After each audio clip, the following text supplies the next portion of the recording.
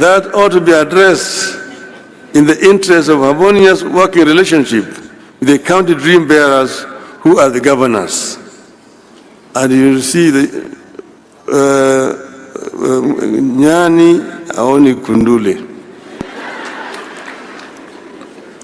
Across the 47 counties, the wage bill has become uncontrollable and continues to eat into what should go into the development.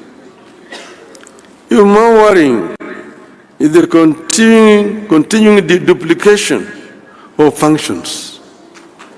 More money continues to be spent at Afya House, Kilim House, and Maji House in Nairobi for the roles that are devolved. Nyani aone kunduli.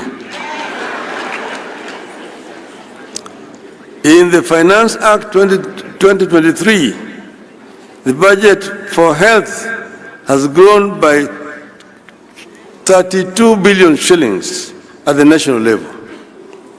Recurrent expenditure alone has increased by 17%, yet most of the health functions are devolved. Today, fertilizers are procured and distributed by the national government. Affordable housing is being conceptualized and implemented by the national government. The government wants to build markets and employ community health workers. All these are devolved functions whose money should be released to the counties.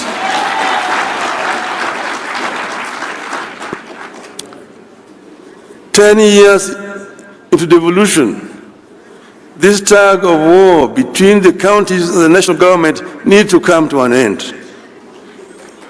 In this tug of war, the Commission of Revenue Allocation continues to be ignored, making revenue sharing between national and county governments and among counties uneven and more political than professional."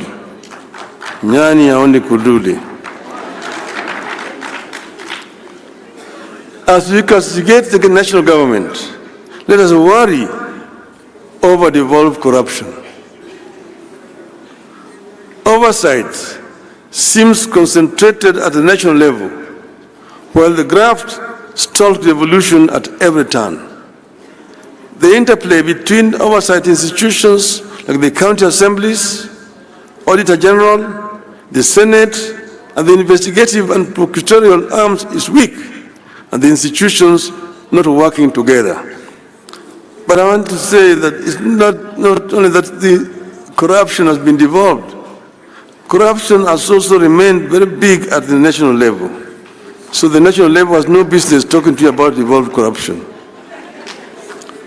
When assemblies and the Senate inquire into a matter, the best they can do is recommend investigation. When investigators complete their work, the best they can do is to recommend prosecution. And there is, of course, no guarantee that the courts will punish the wrongdoers.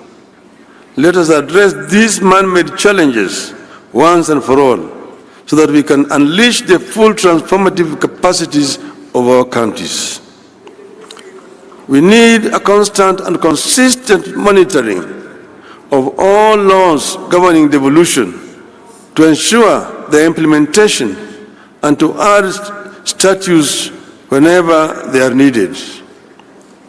Your Excellencies, ladies and gentlemen, we meet at a time our country is facing real grave threats. This is a reality check backed by government data. The economy is struggling. Our national currency is severely weakened. The shilling has fallen by 10% since March this year. Our people have been hit hard by punitive taxes and consequent rise in the cost of living. We have runaway unemployment. Our healthcare system is broken. We face challenges with food security at a time climate change is turning everything upside down. From farming to healthcare to provision of water and infrastructure, nothing is the same or predictable anymore.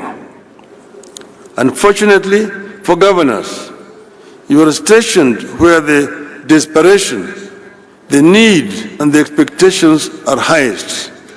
That is, at the grassroots, where people want instant solutions. I believe that as a country, we are lucky to be going through these challenges in the era of devolution. I believe that if county governments were not here to absorb some of the shock and act as cushion, the economic and governance challenges Kenya is going through today would have overwhelmed and overrun the national government. To continue providing buffers for our country and respond to the cries of the people, counties need a tremendous amount of financial resources in a timely and predictable manner. The national government, therefore, needs to understand and appreciate counties as necessary partners in the journey for a successful Kenya. The problems and responsibilities the people and the counties face today demand that we reevaluate and strengthen our commitment to preserve the place of the county government and bestow it with the power, the authority, the responsibilities, and the revenues necessary to discharge those roles and meet expectations.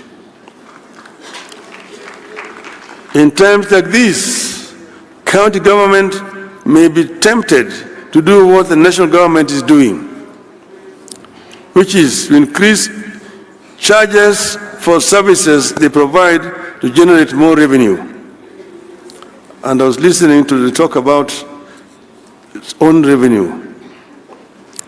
I see it differently.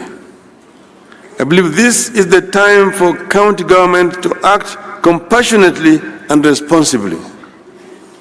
The problems our people face today require that we invest within our means in programs that create jobs and put money into the people's pockets. Counties don't have to copy and paste what the national government is doing. I encourage you to be own models for innovation and creativity. Rather than extract more from the pockets of equally suffering masses, I encourage you to continue to provide communities and families with the tools they need to succeed so that they can in return finance counties without too much pain. Being on